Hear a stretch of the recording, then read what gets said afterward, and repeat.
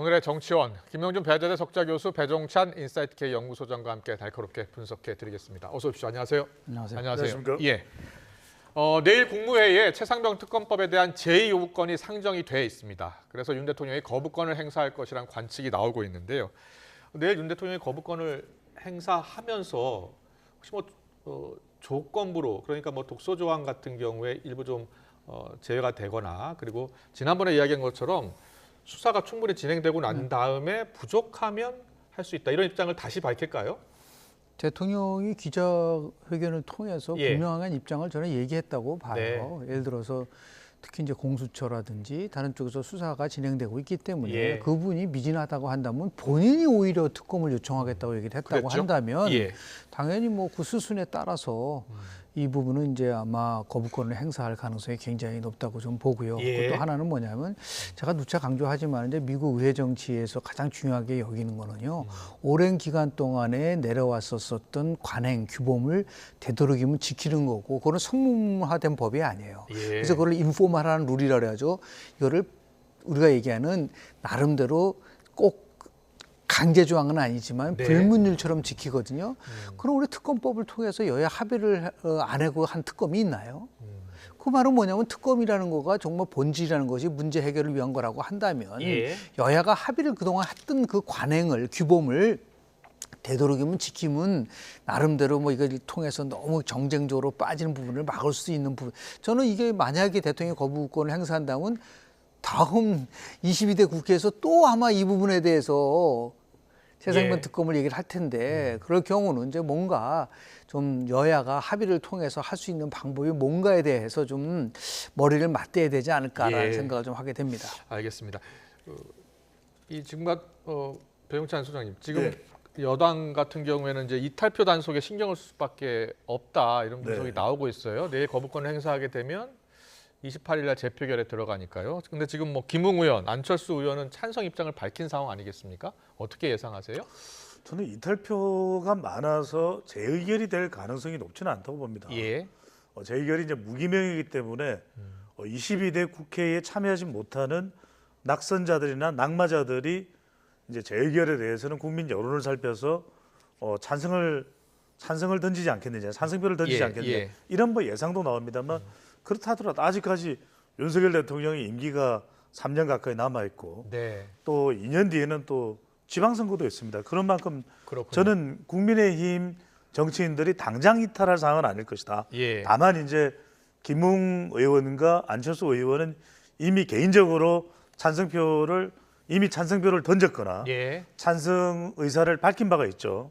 근데 여기서 중요한 것은 윤석열 대통령이 이제 선공수처 후 특검법 이야기를 합니다. 근데 여기서 핵심은 이제 윤석열 대통령이 거부권을 행사하는데 문제는 이제 이것을 여야 간 합의 처리해 와라 이 부분은 이미 이제 물 건너가 버렸죠.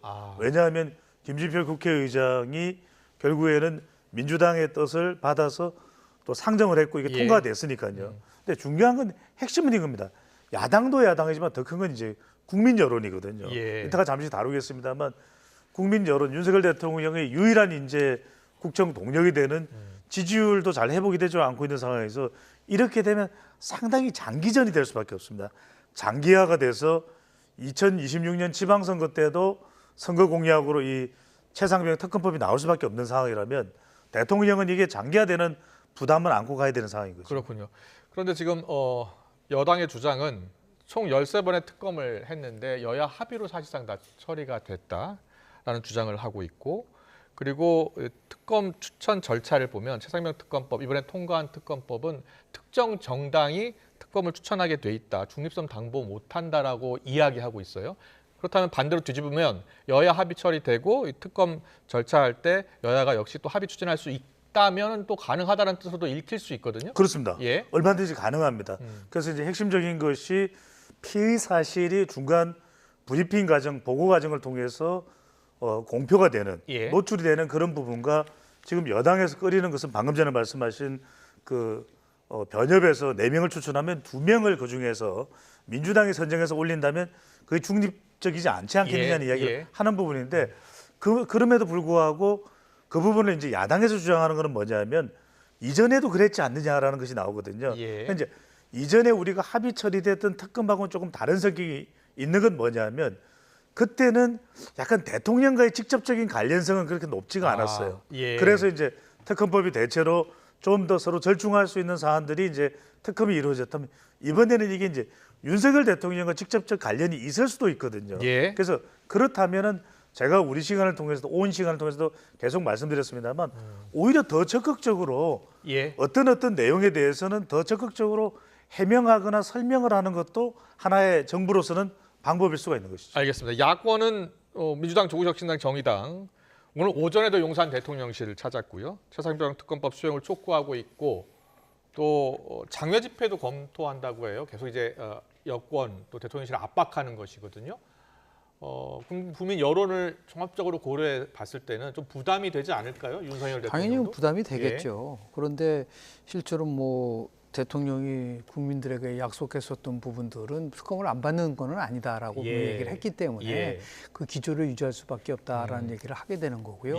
제가 이제 걱정스러운 거는 지금 예를 들어서 총선이 이제 끝난 지 거의 이제 뭐 한 3주 이상 지나고 있는데 총선 전이라면은 뭐 예를 들어서 이 특검법과 관련돼서 쟁점화 시켜서 나름대로 표를 얻겠다고 우리가 이제 야당이 그런 전략을 필 수는 있는 건데 선거 결과는 압승을 했잖아요.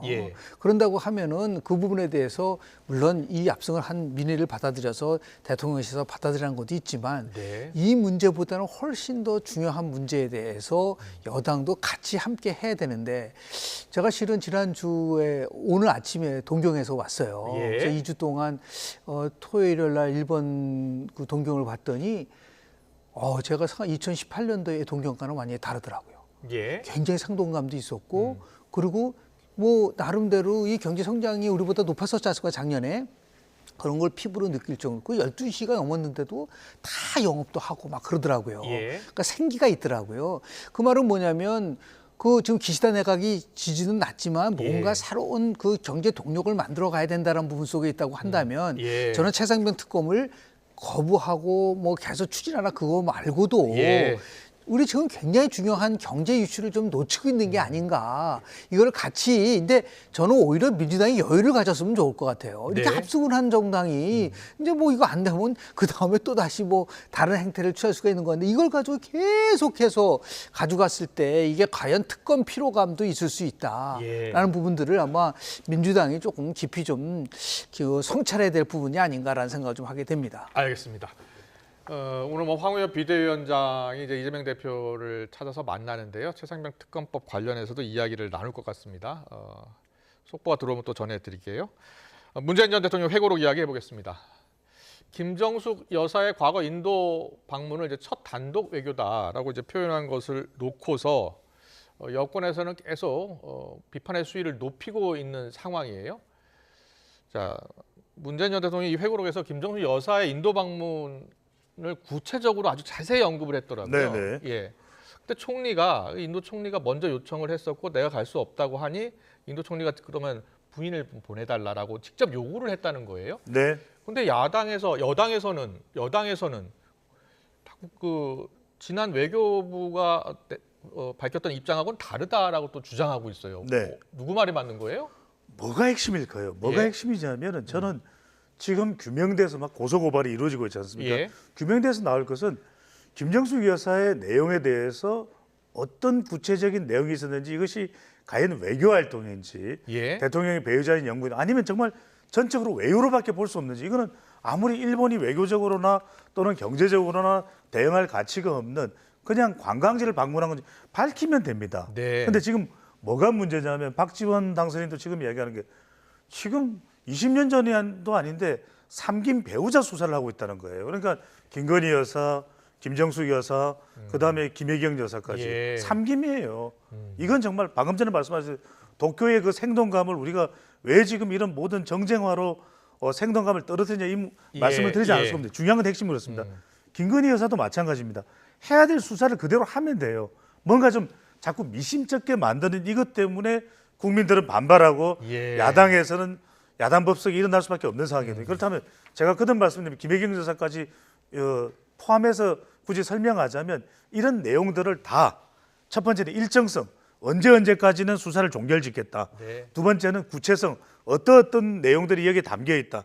세 번째는 제발 좀 검찰 수사가 뭔가 종결된 게 하나라도 있으면 좋겠어요. 네. 다 종결이 안 돼요. 2년이 지나도 종결이 안 되고 3년이 지나도 종결이 안 되고 그러니까 빨리빨리 종결해서 제가 늘 말씀드린 해결성, 일정성과 구체성과 해결성이 들어가면 명백히 밝혀집니다. 이것이 외유인지 외교인지 초청인지 자발적 초청인지 아니면 타의적 초청인지 또 김건희 여사와 관련해서도 빨리 수사를 할 건지 어떤 수사를 할 건지 이런 부분들이 구체적으로 신속하게 전개될 필요가 있어 보입니다. 네, 박지원 당선인은 이게 김건희 여사 특검 방탄용 아니냐라고 주장하던데. 예. 그렇습니다. 그래서 저는 이 부분도 중요한 것이 그런 오해를 불식시키기 위해서라도 윤석열 대통령도 기자회견에서 미흡하면은 특검할 수 있다 그 이야기 하지 않았습니까? 그러면 빨리 이창수 서울중앙지검장이 어떤 수사를 포함해서 뭐 소환이든 비공개 소환이든 뭐든지 다 할 수 있다. 국민들의 궁금증을 풀기 위해서 또 법과 진실에 의한 수사를 하기 위해서 다 할 수 있고 어떤 속도로 수사를 해 나가겠다는 게 명백히 밝혀집니다. 왜냐하면 국민들이 기다리지 못하는 이유는 제가 거듭 우리 시간에 정치원 시간에 강조드리는 것은 언제 이게 끝날까 끝날지 안 끝날지를 모르는 이 기다림 때문에 너무 국민들은 지쳐 있는 거죠. 그렇군요. 김명준 교수님, 이 배현재 의원은 이제 페이스북에 국정감사를 통해서 외교부가 김정수 여사를 초청해달라고 인도 측에 먼저 타진한 셀프 초청 사실을 확인했다고 주장하고 있어요. 네네. 예. 그러니까 지금 핵심은 본질은 이거잖아요. 지금 뭐 회고록에서 얘기한 것처럼 인도 측에서 정식적으로 요청을 했는데 그게 본인은 못 가서 이제 부인을 보내달라고 했다고 하는데 그게 사실이라고 한다면은 이건 큰 문제는 안 되죠. 네. 왜냐하면 뭐 나름대로 그런 거가 되는데 그 여러 정황으로가 아니라 이거는 구체적인 나름대로의 팩트를 통해서 확인해야 될 사항이잖아요. 그런데 지금 보니까 그렇지 않은 부분들이 나타날 수 있는 가능성이 높기 때문에 이걸 그래서 박지원 그 지금 당선인은 굉장히 말을 잘못하고 있는 거예요. 이호 여사가 유엔 총회에 초청을 받아서 연설한 적이 있다. 초청받는 거는 괜찮은 거예요. 지금 초청을 안 받았다는 게 문제인데 엉뚱한 소리를 하고 있는 거잖아요. 초청을 받았는지 아직 확인이 안 된 상태에서 야당에서는 인도 정부가 초청을 했다는 거예요? 지금 여당은 안 했다는 거잖아요. 네, 여당은 안 했다고 하는 거니까 당연히 그 부분에 대한 확인 사실이 되지 않는 이상은 그런 말을 쓰면 안 되죠. 야당에서는 초청을 먼저 했다는 것이고 여당에서는 초청을 우리 측의 요청을 받고 했다라고 이렇게 주장하고 있는 거예요? 그 부분이 핵심이라고 한다면 두 가지를 얘기를 하고 싶은데요. 자, 그렇게 왜 그러면 문재인 대통령과 대해서는 그렇게 관대하냐라는 거죠. 야당이 이 부분에 대해서도 뭐 우리가 문제가 있다면 우리도 충분하게 입장에 대한 부분을 무조건 옹호하는 게 여당이 자꾸만 김건희 옹호한다고 그 여사 옹호한다고 얘기를 하잖아요. 문재인 대통령의 문자 나오고 김정순 여사 김 나오면 무조건 옹호하잖아요. 균형 감각을 좀 가져라. 여야가 모두 다. 그래야지 뭐 자기가 얘기하는 거는 괜찮고 남이 얘기하는 거는 문제가 된다는 건 대표적인 내로남불이란 말이에요. 이 내로남불 때문에 문재인 정부가 정권을 뺏긴 거라고 많은 외신들이 보도를 했었어요. 그런 의미에서 봤을 때 이 문제가 어떻게 지금 이 중요한 시점에 저 문제를 가지고 온 나라가 뭐 삼김 여사에 대한 특검을 하자는 거가 나온다는 것 자체가 이거는 한국 정치 수준을 너무 지금 낮게 보고 있는 거다. 좀 방향 기조전환을 얘기를 많이 하잖아요. 그럼 야당은 자기네들 기조전환을 왜 안 하죠? 저쪽에 기조전환을 요구하면 자기네들도 기조전환을 바꿔야죠. 그래야지 대화 타협이 되는 거지. 한쪽으로 바꾸라고 자기는 안 바꾸고 상대방은 협조하라고. 대통령의 거부권은 헌법에 보장된 하나의 권한인 거예요. 그걸 하지 말아라고 얘기할 수 있나요? 예를 들어서 다 헌법적 사항인데 조금씩 양보를 서로 해서 타협을 하고 그 협의를 할 수 있는 거를 가져가야 되는데 너무 그런 면에서 봤을 때 한국 정치가 너무 극단적인 대결 정치로 간다는 것에 대해서 분명한 문제가 있을 수 있다는 말씀을 좀 드립니다. 근데 이 말씀은 드려야 될 것 같아요. 말씀하세요. 이건 우리가 뭐 어렵지 않은 일 아니겠습니까? 왜냐하면 이건 정말 사실은 이런 일을 가지고 또 인도 측에 그러면 또 확인도 해야 될 거 아닙니까? 뭔가 더 적극적으로 더 구체적으로 확보를 하려면 그럼 참 인도에서는 어떻게 생각하겠습니까? 야, 뭐 대한민국은 이게 뭐 외유였는지 초청장을 받았는지 안 받았는지 다 우리한테 확인까지 하고 이거 참 뭔가 내부적으로 이런저런 구멍이 많구나 이렇게 생각하겠죠. 근데 설사 그렇다 하더라도 저는 뭐 밝게 된다면은 구체적으로 인도를 통해서 확인을 하는 것도 필요하다면 해야 될 수도 있다고 생각합니다. 다만 중요한 건 이겁니다. 이게 지금 김건희 여사와 관련된 명품백 수수 의혹 수사 관련된 검찰도 인사라든지 또는 대통령 기자회견 때 물어봤던 특검법에 이것과 맞물려 돌아가는 거죠. 저는 그럴 이유가 없을 것 같아요. 각각 개별적으로 김건희 여사와 관련된 부분은 특검법 이야기가 나올 정도로 이 사안이 굉장히 지금 표면화돼 있고 여야 간에 또 대치되고 있는 사안이잖아요. 이 백은종 대표가 오늘 지금 검찰 소환돼서 조사를 받고 있는데 원본 동영상하고요. 원본 동영상 또 인사청탁 관련 증거를 제출하겠다라고 했어요. 제출 할 것 같아요. 본인이 한다고 했으니까요. 그러니까요. 이것도 명확하게 그걸 또 원본 동영상에 뭐 전적으로 그것에만 신뢰를 한다든지 또는 뭐 인사와 관련된 부분도 다 그것도 의혹이고 아직까지는 정확하게 내용이 구체적으로 확인된 건 아니지 않겠습니까? 그 수사를 할 수 있는 한 서울중앙지검에서 서둘러서 하면 되겠죠. 그리고 저는 구분성이라는 말씀을 드린 건 김정숙 여사 건은 김정숙 여사 건대로 확인이 필요하면 구분하면 되는 거고 알겠습니다. 이걸 서로 뒤섞어서 마치 이제 김건희 여사 관련된 문제를 제기하면 아니, 김정숙 여사는 왜 수사 안 하느냐, 김혜경 여사는 왜 수사하느냐 이거는 별개로 저는 나눠져야 된다고 봅니다. 김건희 여사 관련 수사와 관련해서 오늘 소환된 백은종 대표요. 이거 고발인 신분으로 소환을 한 건데 인사청탁 관련 증거를 제출하겠다고 했어요. 카톡 내용이 있다는 거예요? 뭐 실은 인사청탁과 관련된 청탁금지법의 대상이냐 아니냐를 넘어서서 영부인이 대상은 제가 보기에는 법적으로는 아닌 것 같지만 그럼에도 불구하고 청탁한 사실이 있다고 한다는 건 굉장한 그 권력층으로서 봐서는 문제가 될 수밖에 없는 사항이라고 좀 볼 수밖에 없고요. 우리가 얘기하는 거는 예를 들어서 첫 단독 외교라는 이 용어가 과거에도 있었나요? 그렇게 당당하다고 하면 문재인 대통령이 당시에 제가 볼 때는 저 사항도 고발된 사항으로 알고 있는데요. 그건 조사를 안 했죠? 거기에 대해서 그러면 당시에 상대방이 이제 야당이었을 때 당시 국민의힘이라든지 이 부분에 대해서 특검하자고 한 적이 있나요? 최소한도 대통령 부인과 관련된 부분 속에서는 그래도 우리가 보이지 않는 선 속에서 이걸 너무 지나치게 공격하지 말자라고 하는 일종의 공감대가 있었던 거 아닌가요? 그런데 이번에 이제 그렇다고 해서 김건희 여사와 관련된 문제를 하지 말라는 건 아니에요. 제 말은 균형 감각을 좀 가지라는 얘기죠. 알겠습니다. 지금 보신 것처럼 회고록이 지금 나온 상황이고요. 특히 이제 여권에서 총공세를 지금 펴고 있는 상황입니다. 좀 더 이슈가 진행이 되면 또 한 번 더 짚어보겠습니다. 그리고 정부가 나흘 전이었죠. 국민 안전, 건강 이 위해성이 큰 80개 품목에 대해서 국내 안전 인증, KC 인증 없으면 해외 직구 막겠다라고 발표를 했다가 어제였습니다. 사흘 만에 사실상 철회를 했는데 여야가 한 목소리로 비판하고 있습니다. 듣고 오겠습니다. 주요 정책은 그 취지도 중요하지만 정책 발표 내용이 치밀하게 성안되지 못하고 국민들에게 미칠 영향, 여론 반향 등도 사전에 세심하게 충분히 고려하지 못해 국민적 공감을 얻지 못할 경우 혼란과 정책에 대한 불신을 가중시킨다는 점을 정부는 명심하고 다시는 이런 사례가 반복되지 않도록 해야 할 것입니다. 국민들과의 공감대도 떨어지고 세밀함도 없고 효율성 또한 모두 떨어집니다.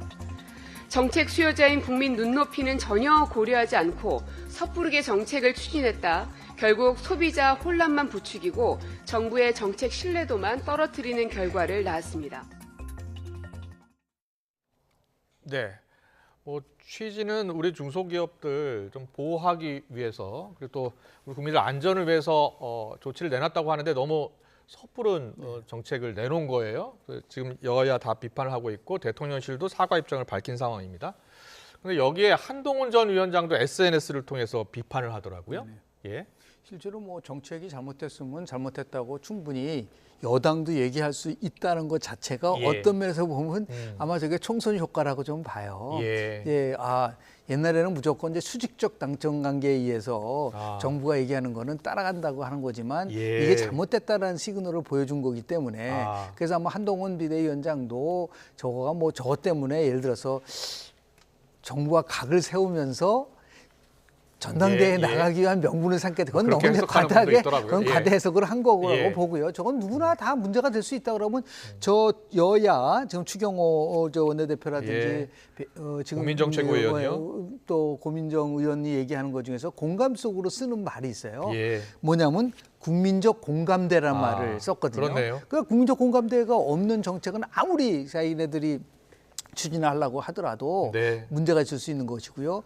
그래서 이 대목을 통해서 조금 좀 말씀을 좀 드리고 싶으면 정책이든 법이든 크게 두 가지는 반드시 지켜야 된다. 첫 번째는 헌법적 가치를 훼손하는 정책은 절대로 안 된다는 거고요. 두 번째는 뭐냐면 그 정책이 과연 기대하는 효과를 가져올 수 있느냐를 사전에 충분히 검토를 한 다음에 해야 된다. 그냥 뭐 아무리 좋아 보이더라도 효과가 반감되던 역효과가 나오는 경우에는 그 정책을 추진해서는 안 되고, 세 번째는 정책을 추진하는 과정 속에서 실수가 있을 수 있다면 즉각적으로 반응을 해야 된다. 그러니까 이번에는 그래도 나름대로 즉각적으로 반응을 한 거예요. 정치시장도 잘못했다고 얘기를 하고 추경호 지금 원내대표도 지적을 하고 이런 부분들이 나름대로 잘 이루어져야지만이 우리가 얘기하는 뭔가 새로움을 볼 수 있는 그러한 모습으로 나타나지 않을까 생각을 좀 하게 됩니다. 그렇군요. 좀 정확하게 알 필요는 있을 것 같아요. 왜냐하면 정부가 사후적으로도 발표를 한 내용인데 80개 품목 전부는 아닙니다. K씨가 이제 안전 인정을 받아야 직구가 해외 직구가 이제 가능한 건데, 해외 직구가 가능한 건데 전부 다 막겠다 이런 내용은 아니었는데 왜 한두 개만 막아도 또 5개, 6개만 막아도 전부 다 막는 것처럼 인식될 수 있는데, 여기서 이제 중요한 건 이런 부분이겠죠. 여야 가리지 않고 한 목소리를 냈다. 여기에 이제 큰 목소리를 낸 사람이 이 이슈가 이제 연령대와 무관하게 특히 이제 20대, 30대, 40대 해외 직구를 많이 하는 젊은 세대들에게 일종의 생활 이슈거든요. 그러다 보니까 한동훈 전 위원장이 제가 확인하기로는 토요일 날 이걸 본인의 SNS에 올려요. 그래서 삽시간에 퍼집니다. 그것도 총선 이후에 거의 공개적인 행보를 안 하는 상황에서 저는 김영준 교수님과는 조금 생각이 다른데 이게 저는 한동훈 전 위원장의 뭔가 좀 포석을 두고 있는 행보라고 읽혀요. 왜 그러냐면 정치 이슈가 아니라 좀 비정치적 이슈를, 정책적 이슈를 선택했다. 여기에 나경원 당선인 그리고 고민정 의원까지 올라타는 그런 셈이 여야 가릴 것 없이, 그 이유는 생활 이슈가 이렇게 목소리를 내야 되고 우리에게는 너무나 중요한데 내가 총선 책임만을 의식한 채 가만히 있는다는 게 그게 맞는 일일까? 오히려 이제는 서서히 기지개를 켤 때가 됐다라는 건 저는 신호탄으로 읽힙니다. 그렇게 읽으시는군요. 그동안은 이제 도서관에서 또 외부 밖에서 이렇게 사진 정치를 했다라는 이야기가 나왔었는데 직접적으로 자기 의사를 밝히고 있고요. 그리고 뭐 지방순회 북콘서트 얘기한다, 유튜브 개설한다, 뭐 법률 봉사한다, 여러 가지 이야기들이 나오고 있거든요. 그렇죠. 못할 이유가 없죠. 이게 수순으로 보시면 됩니다. 사진도 보면은 누군가에게 찍혀서 사진이 공개가 된 거죠. 그러면 어떤 책을 읽는지, 귀에 와이어리스 이어폰을 끼고 있는 거라든지 이게 모든 게 신비주의 형태로 관심사가 됩니다.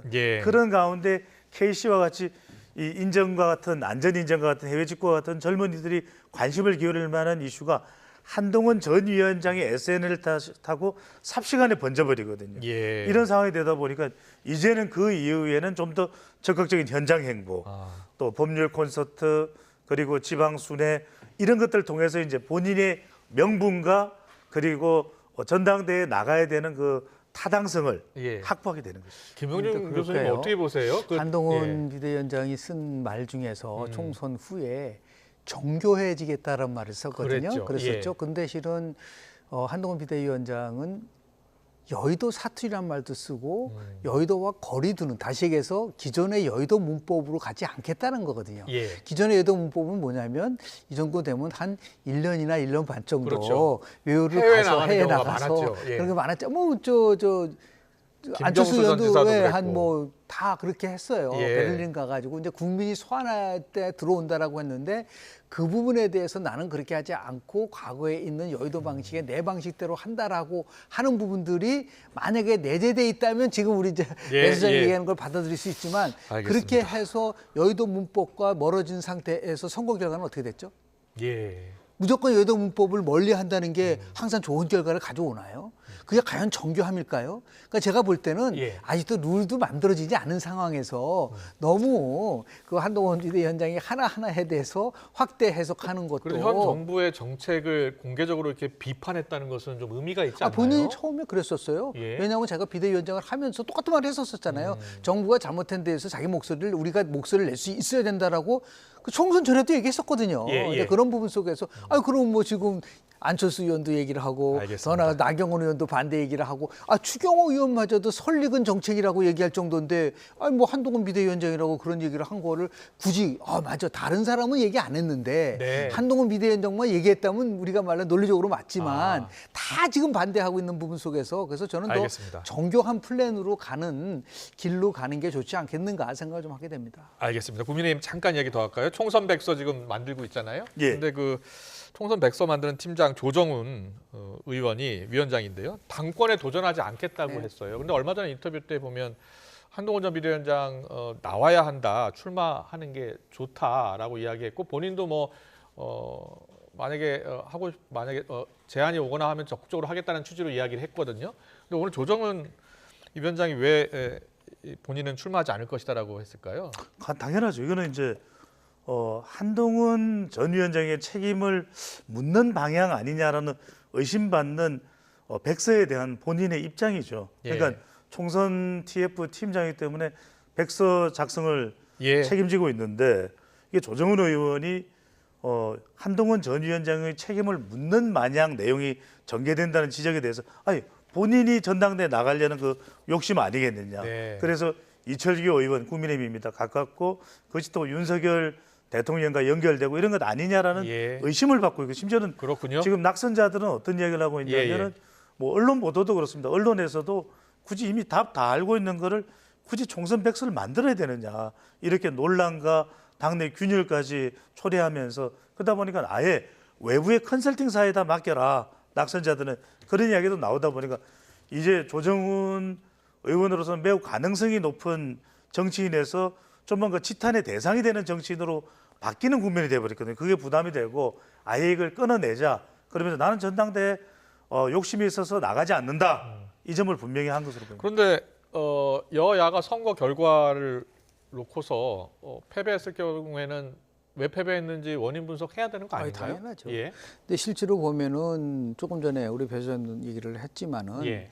외부 컨설팅 쪽을 통해서 하는 것도 있지만 내부적으로도 필요하죠. 같이 해야죠. 예. 두 개를 다 해야 되는데 통상적으로 제가 뭐 우리 방송에서 얘기를 한 적이 있는데요. 미국은 총선이든 어떤 선거가 끝나가면 선거 끝나고 나서 일주일 내에 아주 심층적인 분석을 합니다. 그렇군요. 왜냐하면 왜 그렇게 찍었고 예. 그 더 나가서 그 이유가 뭔지를 바탕으로 해서 이제 새로운 이제 그 뭔가를 줘야 되는데 우리는 그런 게 좀 없어요. 다만 우리 아마 그럴 거예요. 우리 정치학회에서는 매번 선거가 끝나고 면 이제 포스트 일렉션 서베이 선거 후 심층 면접 조사를 하거든요. 예. 그 데이터를 지금 다 갖고 있습니다. 그렇군요. 그런데 문제는 뭐냐면 이게 한참 지난 후에 조사를 하면요. 다 민주당 찍었다 그래요. 그러니까 이게 왜냐하면 그래서 선거 끝나고 일주일 내에 다 일주일 내에 하는군요. 왜냐 이 기억이 남아 있을 때 해야 예. 되는 부분들이 있어서 그래도 늦지 않았습니다. 저렇게 네. 하지 말고 같이 함께 아주 심층적으로 하려고 한다면은 전문적인 그 영역에 있는 분들도 같이 참여를 하면은 좋은 나름대로 백서가 만들어지지 않을까 생각합니다. 알겠습니다. 총선 백서에 과연 뭐 누구의 책임이냐 그것을 놓고도 지금 과연 그 백서에 어떤 내용이 담길까도 큰 관심입니다. 알겠습니다. 계속해서 민주당 이야기 해보겠습니다. 민주당에서는 지금 국회의장 경선이 있었잖아요. 그 결과를 둬서 후폭풍이 계속 이어지고 있습니다. 영상으로 만나보고 오겠습니다.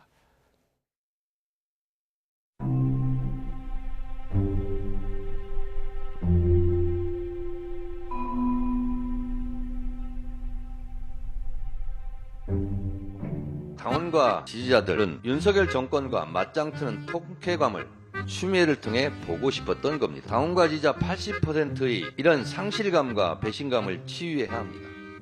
이런 일이 일어날 수 있는 게 민주당이다. 오히려 잘 됐다. 연임의 탄탄대로가 깔렸다.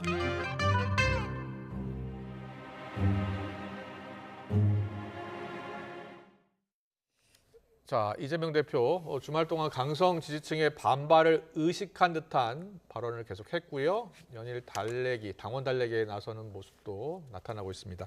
지금 당내에서 당원권의 권한을 2배로 늘려야 한다라는 이야기까지 나오고 있는데 지금 이재명 대표 연임론의 파란불로 이렇게 박지원 당선인은 예상을 하고 있어요. 그 영향을요. 그렇게 보세요?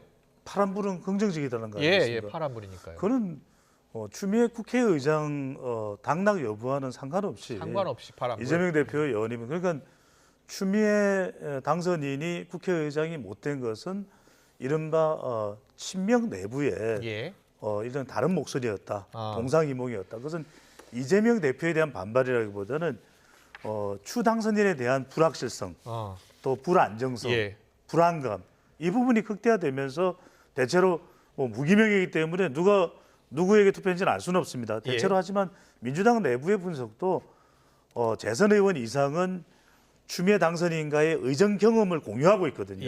그런 데 대한 불안감이 이제 영향을 미쳤을 것이다. 근데 그럴수록 지금 정청래 최고위원의 발언 내용을 가만히 보십시오. 오히려 더 당의 당심이 결집해야 된다.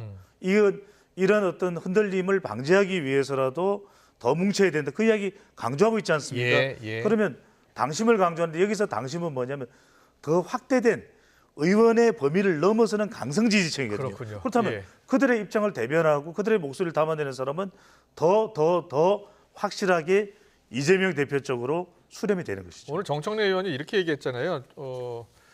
리얼미터에서도 민주당 지지율이 6.1%포인트 하락을 했다. 이거 매우 이례적인 상황이다라고 이야기하면서 이번 경선 결과가 영향을 미쳤다는 취지로 이야기를 했거든요. 그 해석을 잘못하고 있는 거죠. 해석을 잘못한 겁니까? 조사 내용을 제대로 못 보고 자기가 하고 싶은 말만 하는 건데요. 그런 거군요. 실은 그쪽으로 보면은 당시 그 리얼미터 조사를 보면요.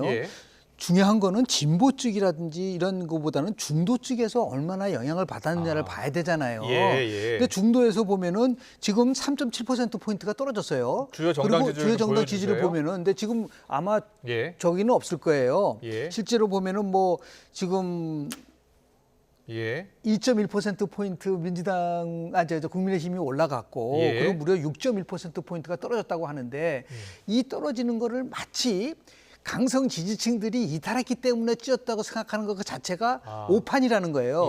오히려 그거보다는 자, 중도층에서 굉장히 많이 떨어졌던 거고 국민의힘에서 중도층의 지지율이 4.1%포인트 올라가 이런 부분에 대한 것들을 생각을 해줘야 된다는 거죠.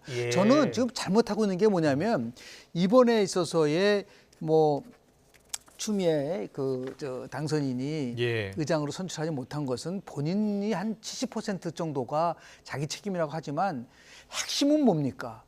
추대라는 것 때문에 문제가 된 거죠. 저게 만약에 열심히 같이 해서 뭐 2차 결선 투표도 하고 사전에 예를 들어 우리가 얘기하는 조정기 의원이라든지 정석 의원이 그런 거 없이 했는데 이렇게 결과가 나왔다라고 하면은 얼마든지 이거는 민주당이 굉장히 건강하게 바뀌는 거라고 보는데 다 사전 조율했다는 거를 누구나 다 알고 있을 정도로 이렇게 해놨는데 보니까 박찬대 원내대표도 추대, 사실상 추대, 추미애 우리 의장도 추대, 그리고 당 대표도 추대. 그 추대 정당이냐라는 거죠. 그게 민주정당이 갖고 수 있는 건강성이라든지 역동성을 과연 얼마만큼 보장받는 거냐. 제가 볼 때는 굉장히 잘못된 위험한 길을 가고 있다. 의원들에게 당신들 앞으로 당원들 입맛에 맞게끔 모두 다 투표하라. 이재명 대표는 뭐까지 얘기했냐면 당원이라고 것이 아니라 당론이 된 거는 무조건 입법화해야 된다는 말까지 하신 적이 있었어요. 이거는 제가 볼 때는 건강한 정당이 아니다라고 볼 수밖에 없는 것이고 자꾸만 정청래 의원이 나와가지고 저런 식으로 개딸이라든지 강성 지지층을 향한 그런 메시지를 계속 전달하고 있는데 제가 볼 때는 단언컨대 저러면 저럴수록 민주당 지지율은 더 떨어집니다. 두 가지 어떻게 보세요? 이유를 종합해서 분석해야 될 걸로 보입니다. 왜냐하면은 추미애 당선인이 탈락했다라는 소식이 들리자마자 민주당 지지층 게시판은 와글와글 했어요. 나 이제 조국혁신당으로 가겠다. 그러면 그건 강성 지지층이든 그래도 뚜렷하게 정치적 성향으로 민주당을 지지하는 지지층들은 상당한 타격이 왔던 게 분명해 보여요. 그러면 이들은 이탈을 할 수가 있죠. 그리고 또 하나 중요한 것은 김영준 교수께서 말씀을 하셨던 대로 중도층이 이탈한 것은 이런 일이죠. 계속해서 민주당이 내부적으로 그런 친명 일색이고 또 한편으로는 계속해서 특검법 이 부분을 강조하는 그런 부분들이 중도층은 좀 더 경제나 예. 실용을 또 더 중시할 수 있기 때문에 이들이 이탈하는 것은 또 그런 이유가 있다고 봐야 되겠죠. 두 가지 이유가 서울에서 다 있다고 봐야 민주당 되겠죠. 지지가 9.0%포인트 떨어졌어요. 예. 경기도에서 10.4%포인트 떨어졌습니다. 수도권 압승한 정당에서 어떻게 이렇게 많은 지지율이 떨어졌느냐. 총선 민의를 제대로 민주당이 반영하지 못하고 있다는 반증이라고 볼 수 있는 거예요. 예. 너무 투쟁만 가지 말고 예.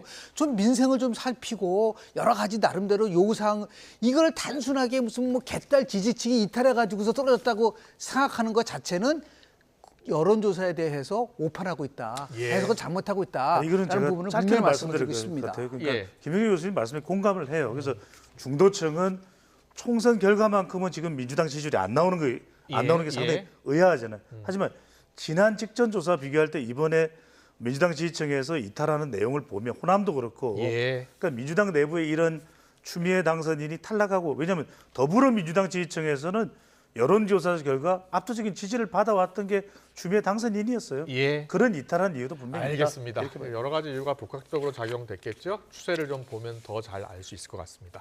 오늘 정치권 이슈 여기까지 듣겠습니다. 지금까지 배종찬 인사이트K 연구소장 김영준 배재대 석좌교수와 함께 짚어봤습니다. 잘 들었습니다. 고맙습니다. 감사합니다.